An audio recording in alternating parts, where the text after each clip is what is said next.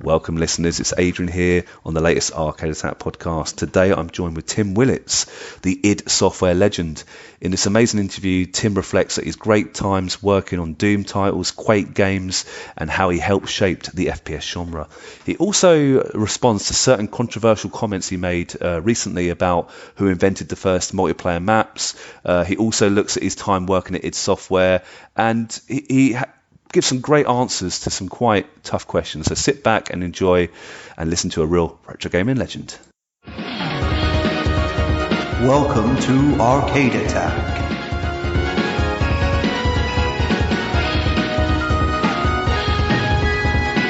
A retro gaming podcast for up to 4 players.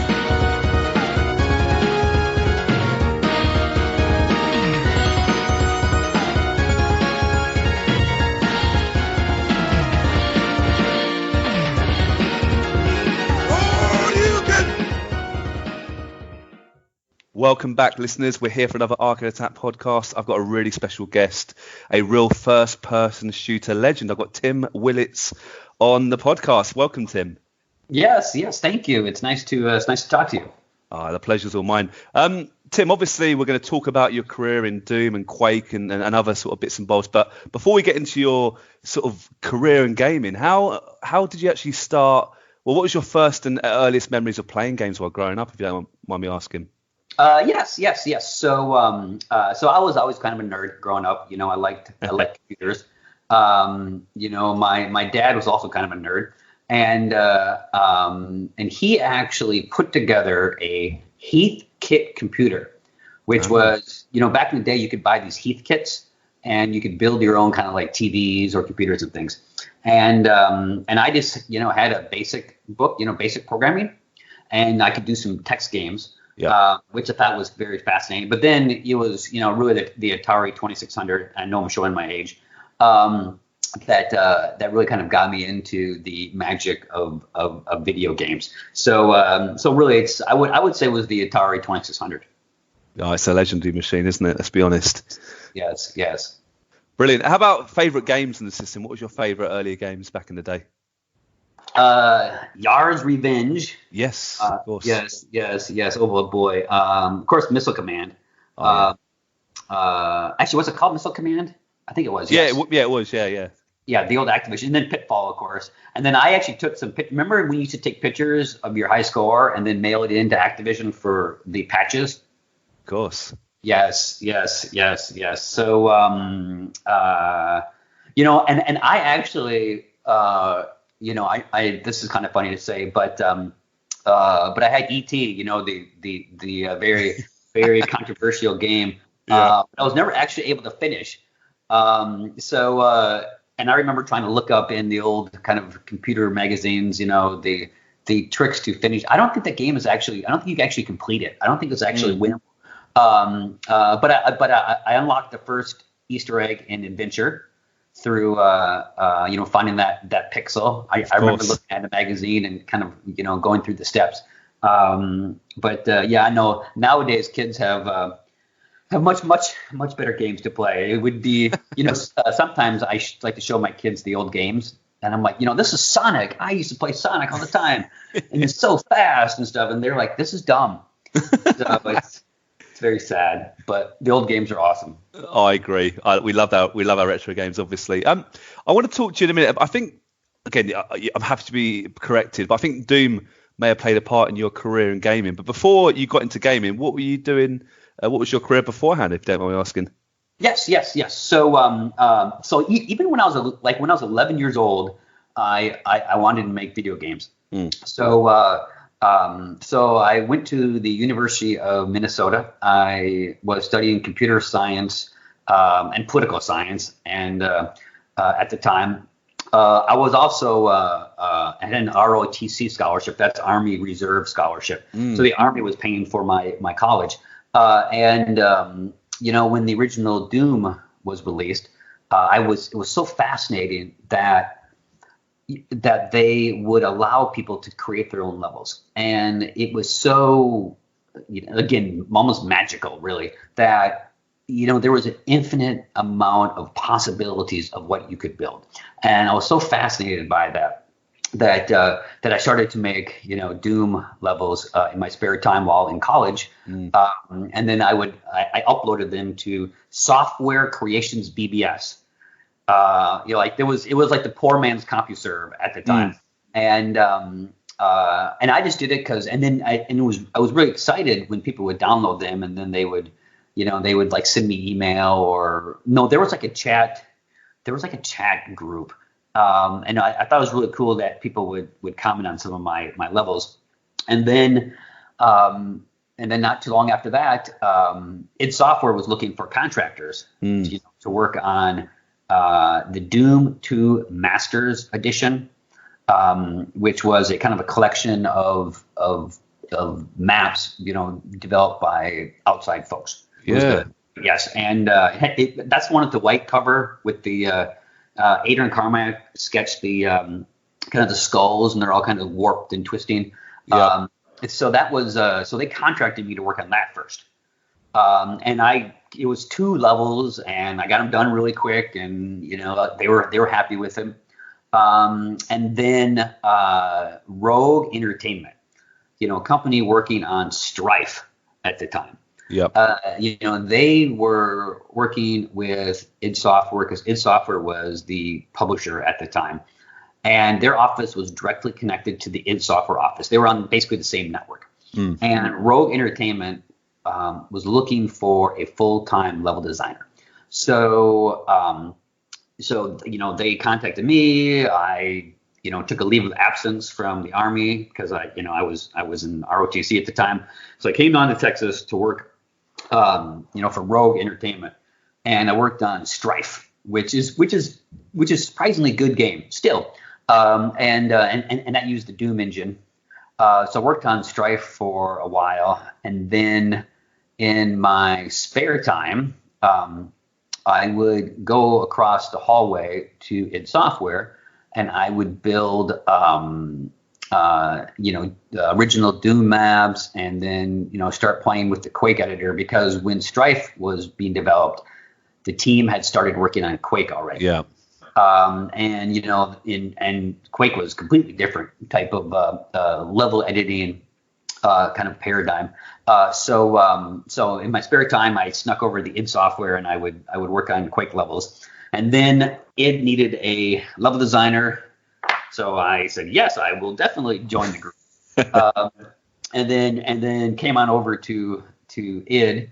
And the first thing I did was so Doom. So when you buy Doom 1 today, you get it's the Ultimate Edition, right? It's the Doom. Yes. It has 4 episodes, because if you remember, the original Doom only had 3 episodes. That's right. Yeah. So when Doom 1 released in '93, okay, and it was downloaded by like everybody, but honestly, not that many people actually bought it, because people are cheap. So when Doom 2 was released, it was retail only, and it quickly sold over like 1 million copies. And at the time, selling 1 million copies of anything was a huge deal. So the company realized, you know what? We should re-release the original Doom as a retail package. But we needed to improve the offering some, right? So that's why we added the 4th episode, Thy Flesh Consumed. Yeah. So now when you think of Doom, you think of the 4 episode version of Doom. So like the first month I was there at id, our first job was to make that 4th episode. So and we literally got it done in weeks. It was just like a crash course in getting the 4th episode done. And we wrapped it up in a number of weeks. We tested it ourselves. We made 4 episodes of Doom 1. We released it as, the Ultimate Doom, which was technically the very first thing that I worked on that was actually published or released, because the Doom 2 Masters Edition actually released after that version of Doom. Yeah. Or is it Final Doom or Ultimate Doom? I can't remember. I think it's Final Doom, isn't it? Yes. Yeah. Sorry. Yeah. See, I'm getting old. So it was Doom was the original thing, the first thing that I actually worked on that was released. Then Doom 2 Masters Edition, And then Rogue finished Strife, and then that was released. And then, of course, Quake 1, and the rest is history. So that's a very long answer to how I got started. It's brilliant. I mean, did you obviously? I know when you first played Doom, did you ever dream when you're making these maps that it could ever lead to a career, or was it just a hobby? Or what were your initial feelings when you first started to make these levels?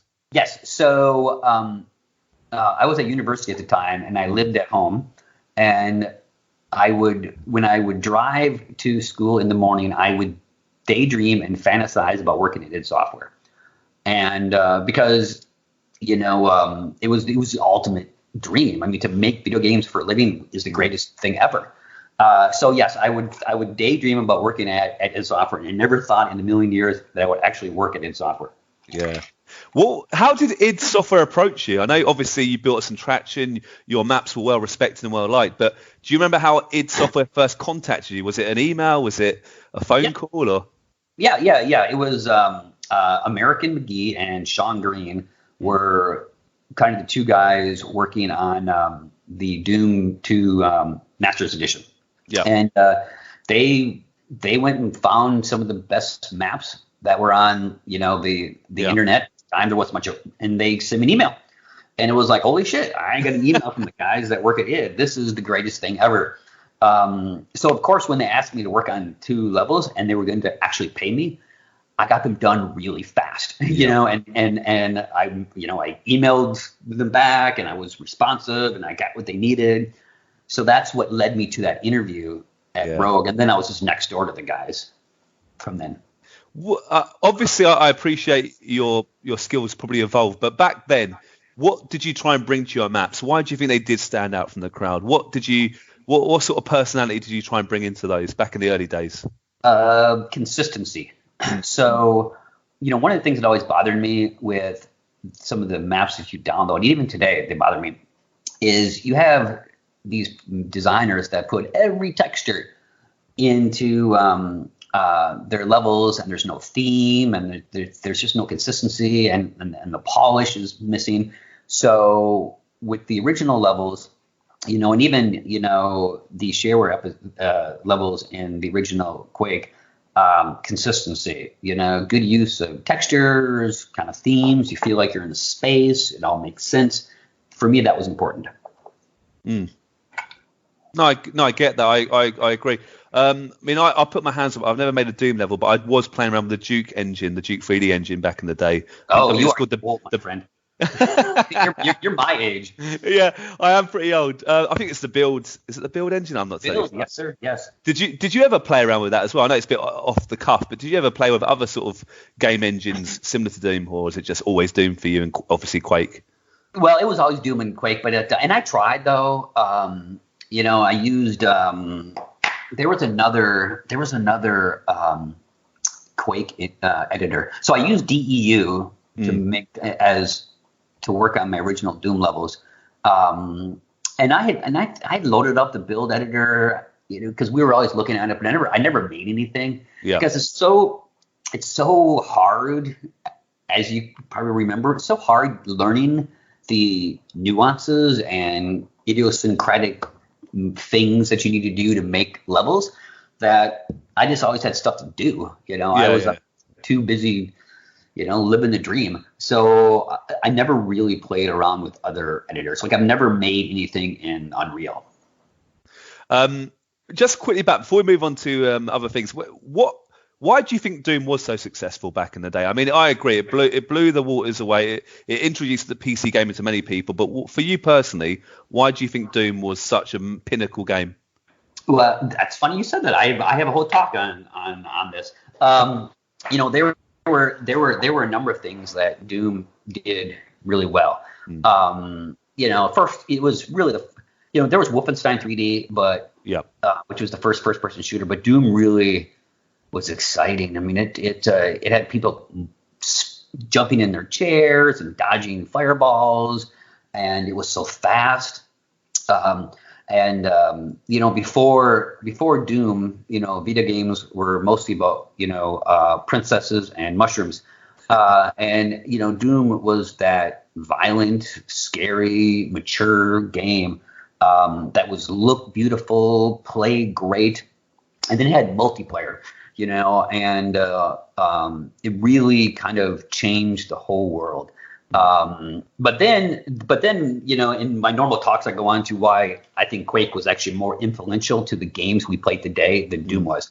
But Doom, it legitimized shareware, it allowed mods, it was relevant, it was, where, it was a bad boy game.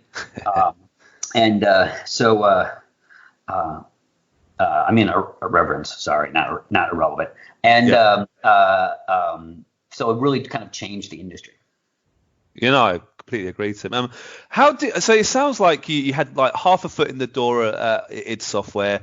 You're going back and forth a little bit. When did you properly sit down with like John Romero and John Carmack and get was it a signature? Was it an interview? Or was it just kind of thing that sort of happened sort of gradually and get that proper official job there? Yeah, it just happened gradually. Like I said, it was very close. There was a group. There was, I think, 6 of us at Rogue Entertainment and like 12 people at id Software. And we would go to dinner. We were all friends. We would play deathmatch at night. Carmack, John Carmack worked all the time back then. He was there late into the evening. So after I worked a full day over at Rogue, I would go over and I would use an extra computer, usually Sandy Peterson's computer. And I would just, because at the time we had Next machines. You remember the Steve Jobs computers, Next, which turned out to be OS X? So, and it was a Unix-based operating system, so you could basically log into different machines. So I would go in, log into Sandy Peterson's machine, and then I would just work on levels. Carmack and the group they needed an extra guy, and they said let's hire Tim. So it was kind of more natural. It wasn't a real interview for id Software. Does that make sense? Yeah, it does. Yeah. Yes. So I had a real interview for Rogue Entertainment with Jim Monetz, who's now at Universal, but for id, it was just kind of a natural, hey, you should come work for us. I'm like, yes, I will. And so I just kind of moved my chair across the hallway and started working. Was there any bitterness once you left Rogue? Were they all pretty happy, or they all? Oh, yes. I mean, I had finished a lot of work, so it wasn't like I was leaving those guys in a pinch. And you know what? Working at id was the promised land. I mean, it's the greatest job ever. So yeah, I mean, they were all very excited for me. So brilliant. All right, I want to talk to you about Quake because sure. That's a game I have very dear to me. It's amazing. You're right. It's definitely a toss up between Quake and Doom, which is more influential. They're both huge. Let's be blunt. But I'd love to know the early discussions about when they first thought we need to make a new game. Doom's doing well, but we want to move in a slightly different direction. Can you remember how the discussions first came about and how Quake kind of first got started, really? Yeah. So the idea of Quake, it definitely started, after Doom 2. It started, before I was an official employee. Like I said, I was working on Strife, when the team was working on Quake.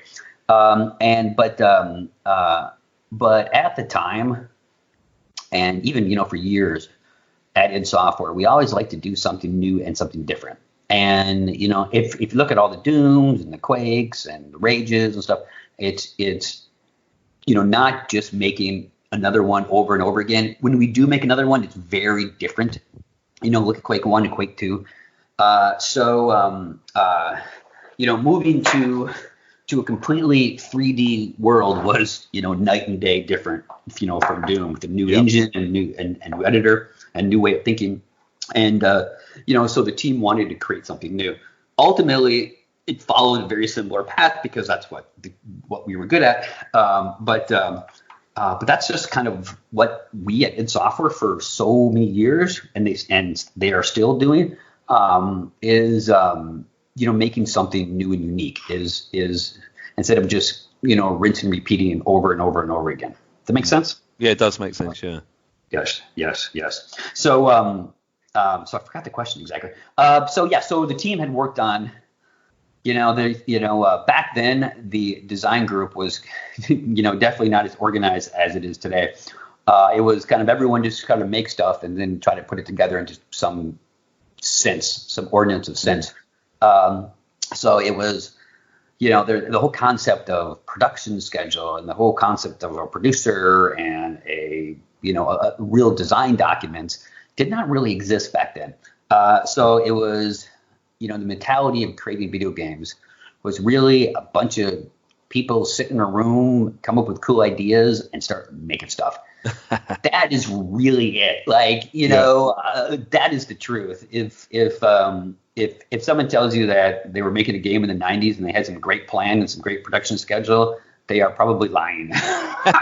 It was all about just making cool stuff, And when you have super talented guys, like John Carmack, when you have guys like that, and Adrian Carmack and Kevin and Sandy and all those guys, when you have super talented people that get together and make something, greatness happens. I think you've said it really well. I think it's organic. It just evolves, isn't it? I assume it just everyone sort of chipped in with great ideas. Yeah, I've spoken to quite a few people in the 90s, like Syndicate, for example, people that worked at Bullfrog, and I agree. It does sound like the same sort of atmosphere as well. Really. Yeah, I mean that's why you big games, like the newest Doom and big games require planning and they have super mega budgets and stuff. Yep. But you can still find fun, small, independent games, mobile games where it's just a group of friends that are really talented that just make something cool together and it turns out to be magic.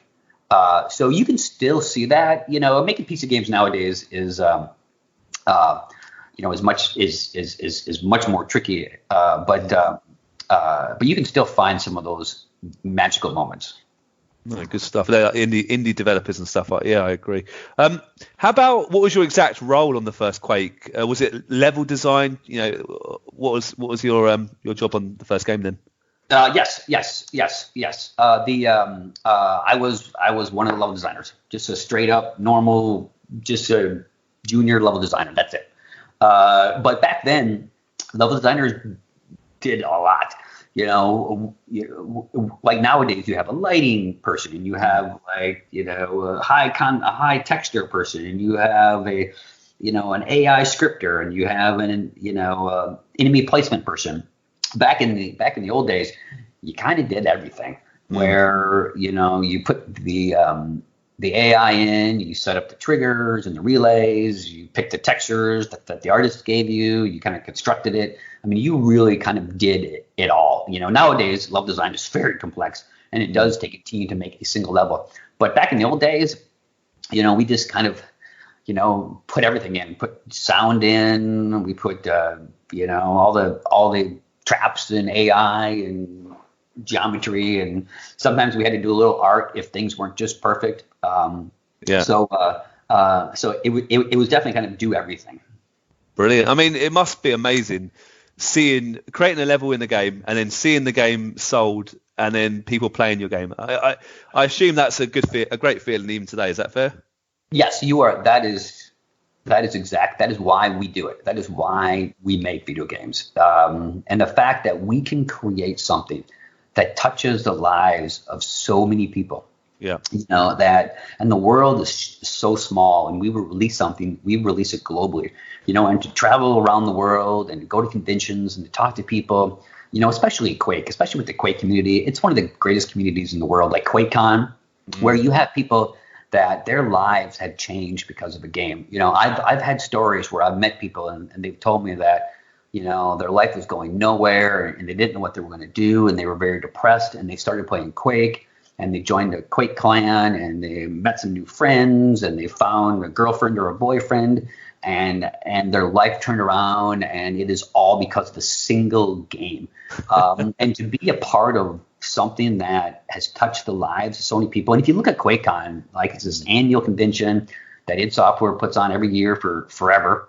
And so many people come there because they love that sense of community, and Quake helped build that sense of community.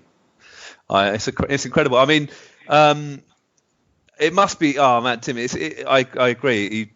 You've made some games that have literally changed the landscape of different genres, and you're right. I mean, people are still playing the original Quake today. They're doing speed runs. They're still making levels for it. I mean, it's quite insane in a way that a game you made so many years ago is still played to this very day in a way, isn't it? Yes, it is. Loved. I'm very blessed, and you were right. We have there's esports tournaments that still play Quake. They have like you said, the retro games. People are still making levels. I mean, and again, I'm so blessed. And Quake, you know how you asked about Doom and Quake.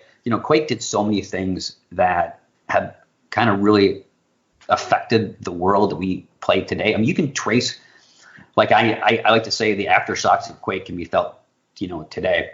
Like if you think about it, it was the first truly 3D engine, and it was the first game that had client server multiplayer architecture. And this is very important because it was the very first game where you put up a level on the internet and people connected into it. And it wasn't a peer-to-peer game. It wasn't like, oh, I need to play with my buddy, and you sync up and then you play.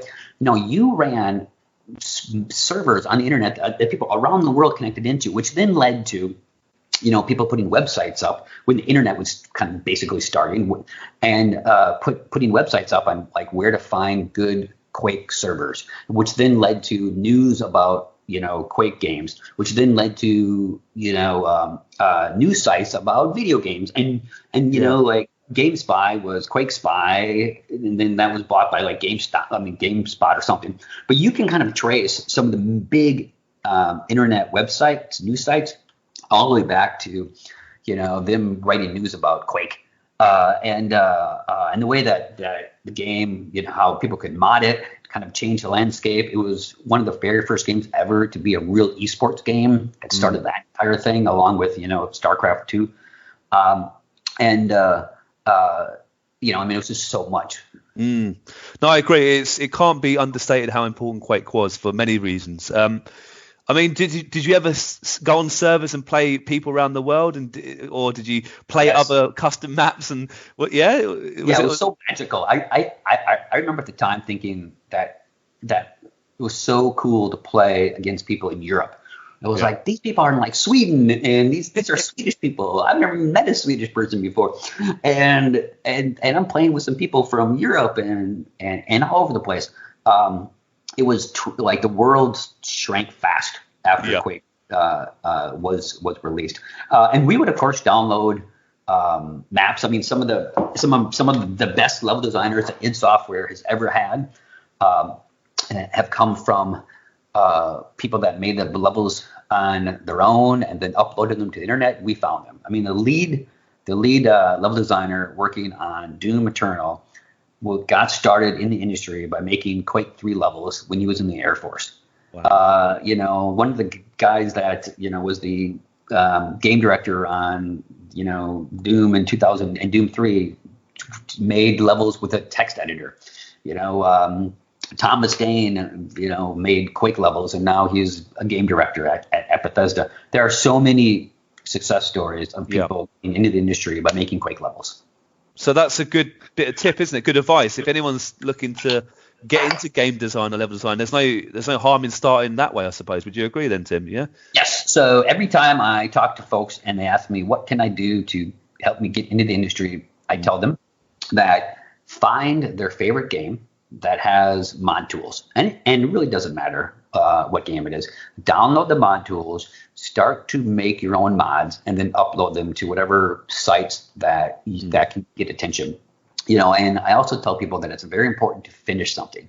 For years I've had hundreds of level design interviews, and the folks that come in with a whole bunch of levels that they've worked on but they never finished, those are not the people that we try to hire. We try to hire the people that have a handful of levels that are done really well and completed, because one of the most difficult things for junior game designers and artists and creative folks to do is finish something.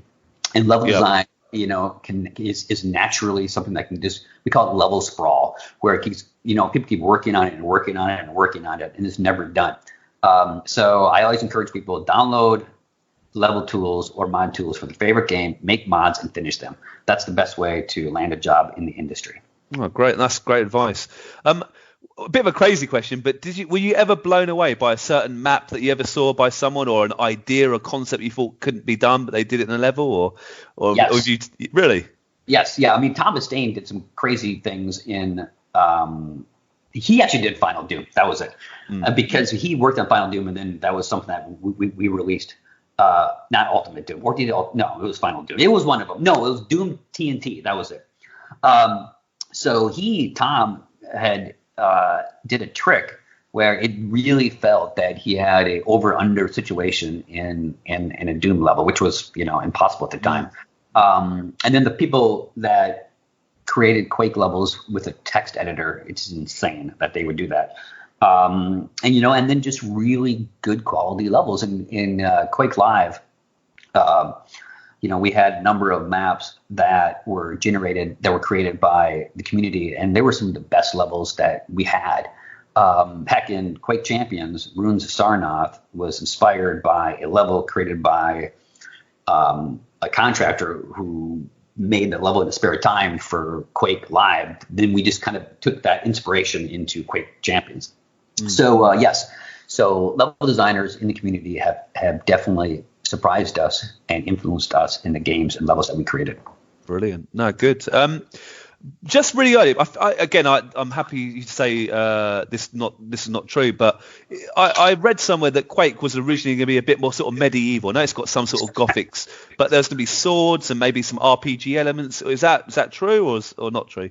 Yes. Well, I mean, again, like I said, there really wasn't much of a design for the original Quake. There was lots of ideas, and the guys had thrown around concepts, but it was very unstructured. And when you're unstructured and you don't really have a roadmap, and you can't really kind of get everyone on the same page, you end up with a bit of a hodgepodge. It turned out to be an amazing hodgepodge.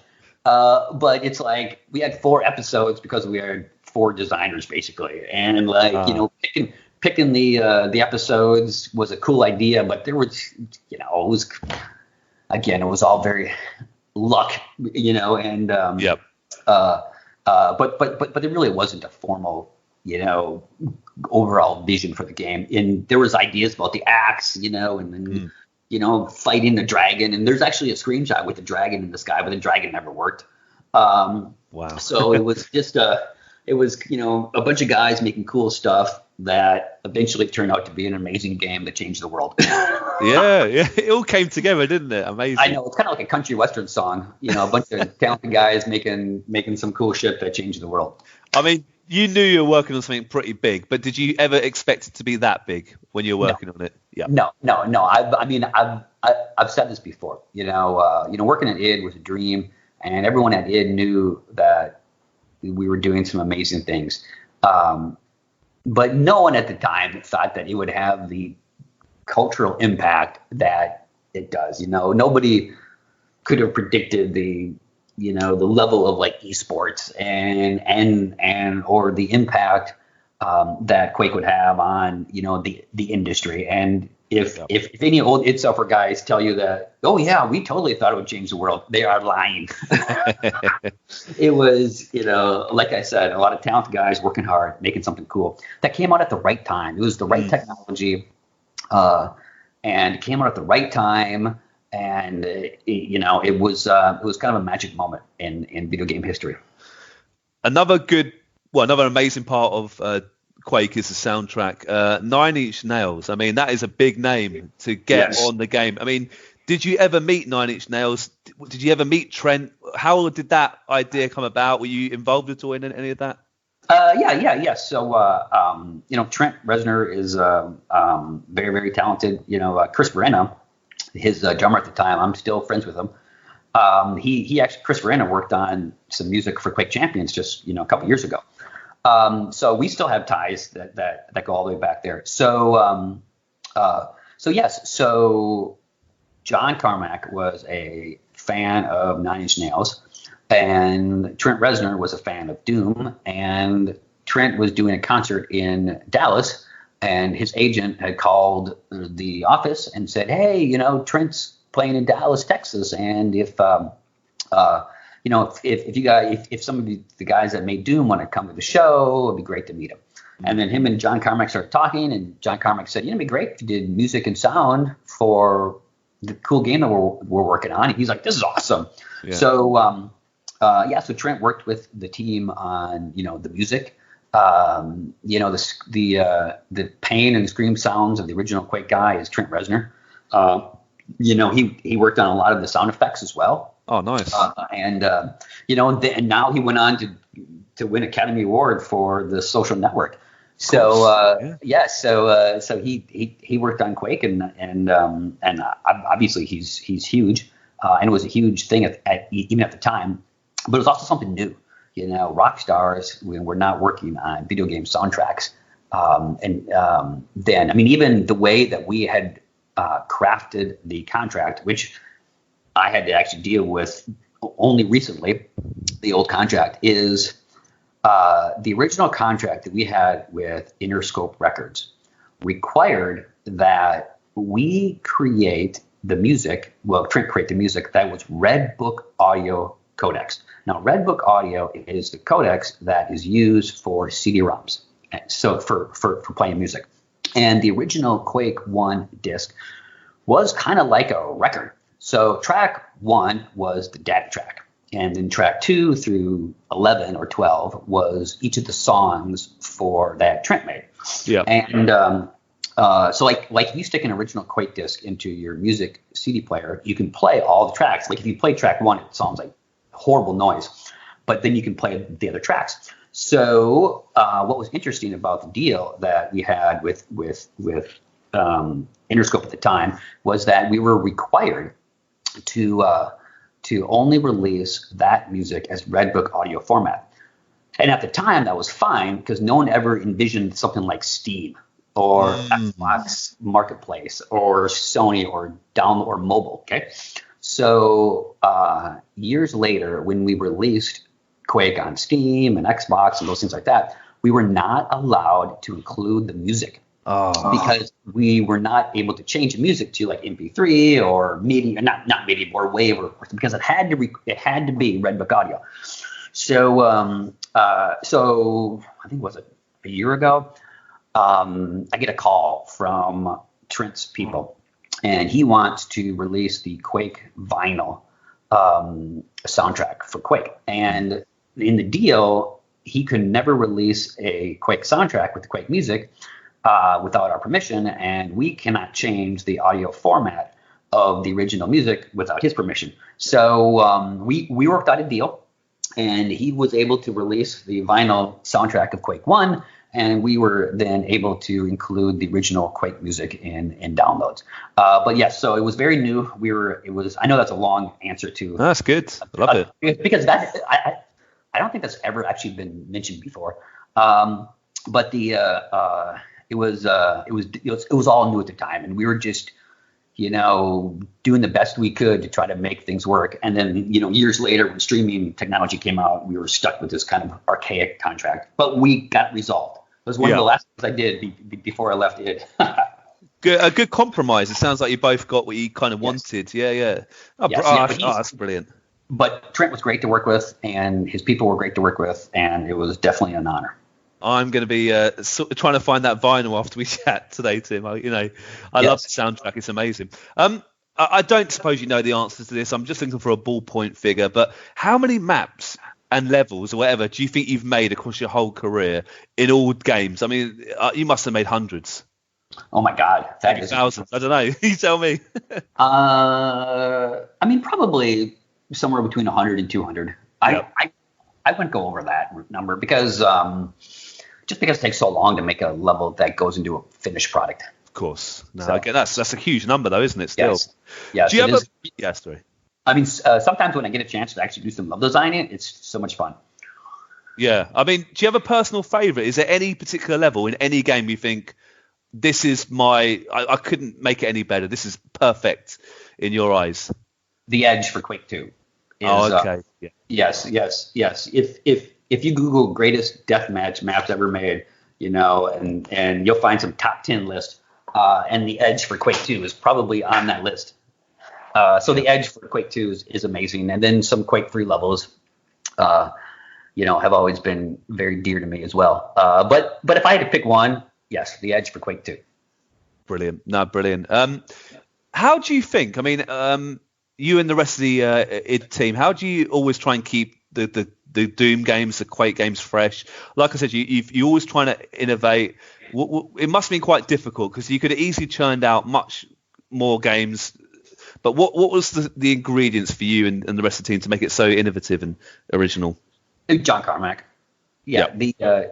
John always wanted to create something new and to push himself and to push the technology. And so that's why each game literally had new technology. Like if we would have made Doom 3 with Quake 3 technology, we would have got that game done in 2 years. And if we hadn't made mega texture for Rage, we would have had Doom 4 done before Doom. Yeah. So yes, you are absolutely correct. We could have used the same engine and cranked out sequels to the games, but because John really had a passion for creating, which is the signature of the company for so many years. He had a passion for creating amazing technology, and that drove a lot of the design. No, brilliant. Obviously, I know you mentioned multiplayer for Doom, but Quake was one of the first truly multiplayer games made. It changed the landscape. I mean, was this an area in the office that was always envisioned, or was it like this is what's happening in the background, we need to jump on it, or was it was some luck involved? I mean, you said you were in the right place at the right time, but was multiplayer always something that you and the team were always looking to get into? That is a good question, and I'm glad that you answered that, because I would love to talk about multiplayer only maps for Quake. So yes, as you know, there's this controversy between me and John Romero about multiplayer maps for Quake 1. Yeah. And I would have let this die, but somebody wanted to put it in my Wikipedia, which I cannot change. So hopefully one of your listeners, after listening to this, can go back and they can update my Wikipedia, since I can't do it. But when I talked about the idea for multiplayer only maps in Quake, I was specifically talking about Quake, about the first, because Quake, remember, was the first game that had client server architecture. That's really important. Yes, Doom had multiplayer and Marathon multiplayer and Rise of the Triad. Who cares about those games? I'm talking about dedicated architecture. When we started Quake, there was zero plans to make dedicated only multiplayer levels. And there's not a single design document that was ever produced before I started at id Software that says this, that they were committed to making multiplayer only levels in Quake. And because like I said earlier, we had a whole bunch of people working on different levels and different themes, and we made a whole bunch of these map fragments. And if you scroll through my Instagram, you can actually find a video of one of the map fragments that I uploaded. And what we're going to do with these? They were cool maps, but they were pieces of maps. They weren't finished maps. And I came up with the idea of making just normal multiplayer only maps for Quake 1. And because the guy said that, why would you make a multiplayer only level when you can make it for single player and you can play multiplayer in it? And lots of our levels that were in the game were, single player levels that were also great multiplayer levels. But no, during the production of Quake, there was never any plan before I started that said that we were going to make multiplayer only maps. So yes, there you go. One of your listeners is more than welcome to update my Wikipedia with that information. So yes, because again, in Doom, if you remember, you play, you fire up E1 M5, which is a great multiplayer maps. and then you hit the flag to turn off AI, and then it's just you and your buddies, and you run around and play. And in Quake, every Quake map had multiplayer spawn spots. When we made levels, you put a player start, you put a co-op start, and you put multiplayer starts, and then you put weapons in that are only in multiplayer. But because it took so long to make these levels, you used these levels for both single player and multiplayer. But the great thing about the multiplayer only levels is that you didn't have to deal with, the constraints of making a single player map, like DM6, which is that kind of toilet bowl looking map. That would be very difficult to make as a single player level. But it makes an ultimate. It makes a really great multiplayer map. Yes. So like I said, that was never originally conceived. But now, every game has dedicated multiplayer maps. So there we go. I've said it again. I wasn't going to let that go, but I'm not going to let that go. No, I appreciate it. No, and you've answered really well, Tim. And obviously, it must have stung you a bit hearing comments on the internet about this, because you've done so much in your career. I think you probably deserve better than yes. Yes. And trust me, Romero did not help. He always liked to say that he was not fired from id Software, but he was fired. And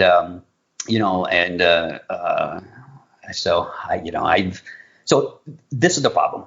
And now that I'm an ex-id Software employee, I need to be very careful about this, because it always irritated me when ex-id Software employees would just hang on to things they did at id instead of moving on. Like, for instance, when the team at id, under Marty Stratton and Hugo Martin, when they were creating Doom 2016, they put passion into that game, and the guys on their team were putting their heart and soul into making an amazing game, and it was their time to shine.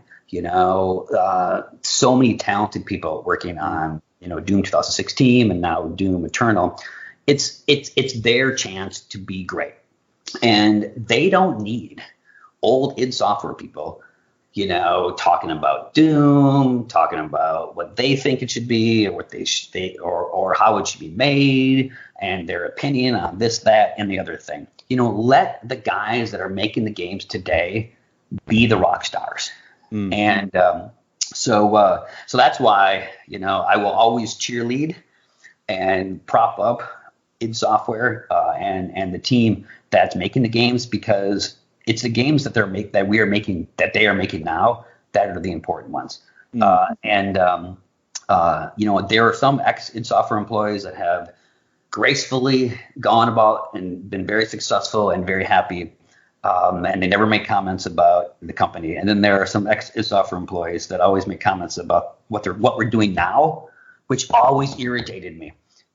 So now that I'm an ex-id Software employee, I promise the internet that I will not make criticisms or judgments about future id Software games. I will only say that they will be awesome and great. There we go. That's my soapbox. No, that's Tim. I appreciate that. And how long were you working at id Software? A good number of years, weren't you? Yeah, it's 95 to last August. Yeah, so you've really seen it all there, haven't you? Yeah, no, yes, good stuff. Yes. I was number 13 when I started, 13th employee. I think I was 13th. And then, we grew, we sold the company.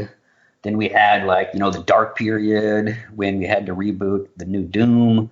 But the studio worked hard and the team pulled together, and the guys made an amazing Doom 2016. We made amazing Quake Champions. Doom Eternal is going to be amazing.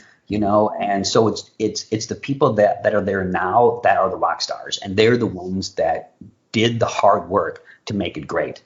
Not dudes that were gone 20 years ago. Yeah, I have to say, Doom 2016 blew me away. It's one of the first games I got for my new PC I'm talking to you on now. It was amazing. I still play it today. It's an absolutely incredible game. And you're right, Eternal Doom. I'm really looking forward to it, and I think id Software deserve a bit of credit, because for me personally, I thought id Software lost their way a little bit, but that new Doom game brought them right back where you belong. That's my personal opinion. Yes, you are absolutely correct. And that was all Marty Stratton and Hugo Martin and guys like Jerry Keane and Robert Duffy and Thiago and Billy Kahn and guys that have quietly made an amazing game that don't get on the internet and then like cheerlead themselves. But it's those guys that really made that magic. Good stuff. I mean, are you happy to say that you left id Software on good terms? We can. Yes. Yeah. Yes. Trust me. I wrapped up all the stuff that I wanted to wrap up. I still have a vested interest in Bethesda, so I want the company to do really, really well. But no. It was great. It was like the perfect timing. I had this great send off at QuakeCon. I love those guys. The game's great. So I'm very happy. It was the best way to gracefully move on. We'll talk about your new job in a minute, but can you give us any teasers about Doom Eternal, or are you not allowed to say anything about it, or is it going to look good? You know for a fact it's going to be good, right? Yes, yeah. Trust me. I played it in August before I left. It's amazing then, and it will be even more amazing when it comes out. I promise. Oh, brilliant! Yeah. Pre-order it. Buy special edition because they will sell out. Oh, do you think? Yeah, that's a good tip then. I would definitely tell people to get the special edition. Brilliant. I mean, there has been some new Quakes recently, but do you think there's room, maybe after Doom Eternal, for a brand new Quake game? And if you were going to see that in the near future, is there any sort of direction you'd let them go in, or recommend they go in, for example? Hopefully the team does that. Like I said, I'm not going to comment on my opinion of future games. Yeah, but I can tell you that that if the team decided to do that, they are well situated. I mean, they're so talented. Like the collection of people working on that team right now are so talented. If they decided to do a new game, it would be awesome. And if they decided to do Quake, it would be awesome. Brilliant. You obviously work at Saber Interactive now. How did that role come about, and what's your job in that big company? Yes. So I'm the chief creative officer at the company, and I worked with Saber on Quake Champions for a number of years. And the whole company is owned by two guys. That's it. Wow. So it's definitely nice to. It's very very quick to make a decision. And hold on one second. Someone's ringing the door here. No problem.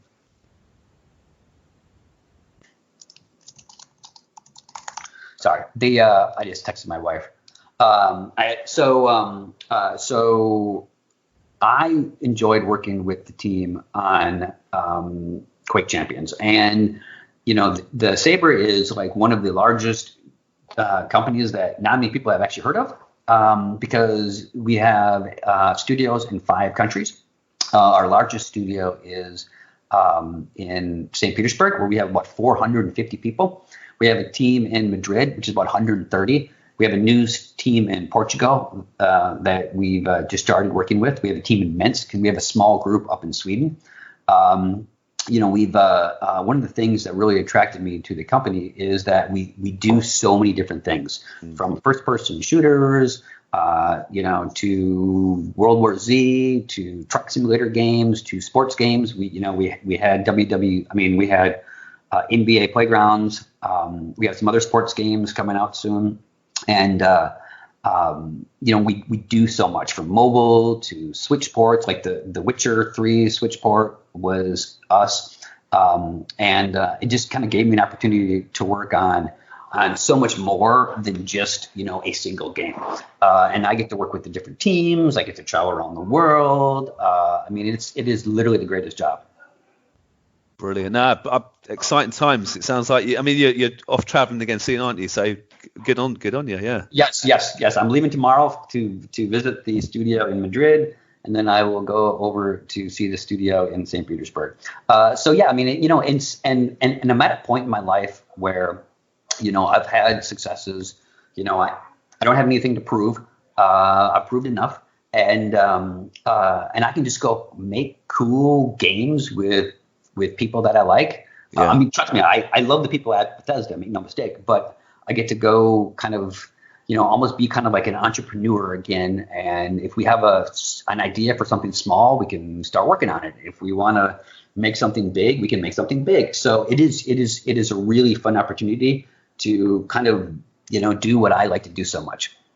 No, brilliant. I mean, that's great. I mean, it's not on my question list, Tim. I apologize, but you've worked in so many sort of first-person shooters. Does this new role give you an opportunity to work in different genres, or do you ever look back on your career a little bit sadly, thinking you would like to work in other genres a bit more, or are you really proud of what you've done already, sort of thing?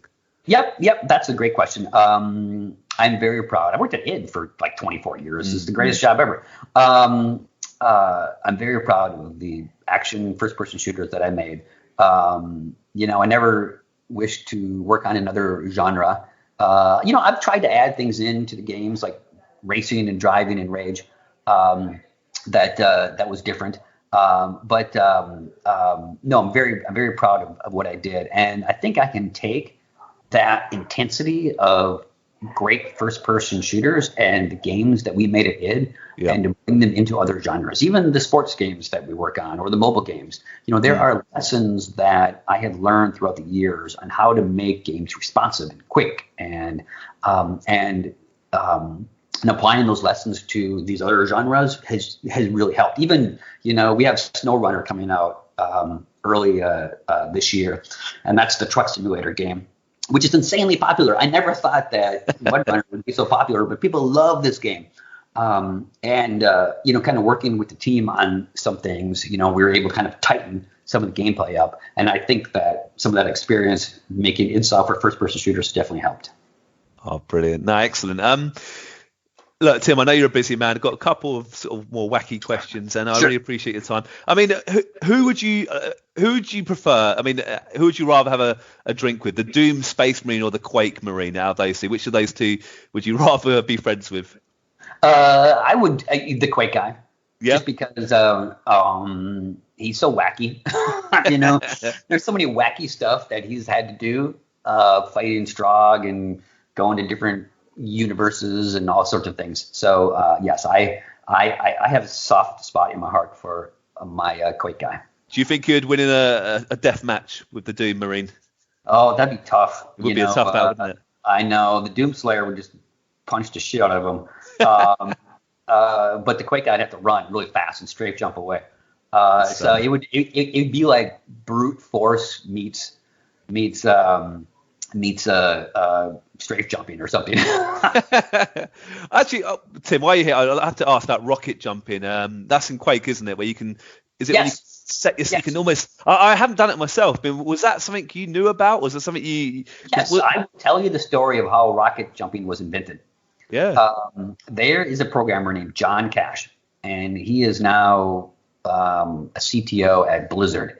And he is the father of rocket jumping. We were playing a multiplayer game, and John, was being chased by, I don't know who he was being chased by, I can't remember. And he had picked up the red armor, but he was low on health, and he was going to die. And he thought, well, if I'm going to die, this guy chasing me is going to die too. So he points the rocket down at the floor, and he fires and jumps at the same time. And he flew through the air and survived. And he was like, oh, my God, what did I just do? And rocket jumping was born. It was a complete mistake, but it was John Cash. He's the man that invented rocket jumping. And so that's why in Quake 1, you can rocket jump through some of the levels because we had no clip brushes. Clip brushes kind of stop you from moving through areas. We had no clip brushes on some of the ceilings and things. Whereas in Quake 2, we learned that you need to clip brush the ceilings to keep people from rocket jumping through your level to finish it. Yes. So rocket jumping was just like strafe jumping. It was a mistake. Yeah. But it was something that was brilliant. Yeah. A wonderful mistake. Oh man, Tim, I love these stories. It's been such a pleasure. Final question from me. Sure. If you could share a drink with any video game character, we can open up to any video game. Who would you most like to share a drink with? Mario. Yeah, good one. Because Miyamoto is the he's like the Jesus of our industry, and the influence that Mario has had on everything that we've done. Plus he's Italian. They're always fun to hang out with. So Mario would be my drinking buddy. Oh, that's a great Tim. Like I said, real honor having you on the Arcade Attack podcast. Real pleasure. So thank you so much for your time today. Thanks for listening to today's podcast. We really hope you enjoyed it. If you want to get in touch regarding this week's episode or anything else, you can tweet us at Arcade Attack UK, at Keith Barlow 82, and at Arcade_Adriano. We're also on Facebook at facebook.com/Arcade Attack UK. Please check out our website at arcadeattack.co.uk for lots of retro gaming goodness, interviews, reviews, features, top 10s, etc. And you can also find all our previous podcasts there. Our podcasts are available to stream from the website and are available to download for free from Stitcher, Podbean and iTunes, where you can also leave us a review and a rating, which we would really, really appreciate. So until next time, take care and we'll speak to you soon.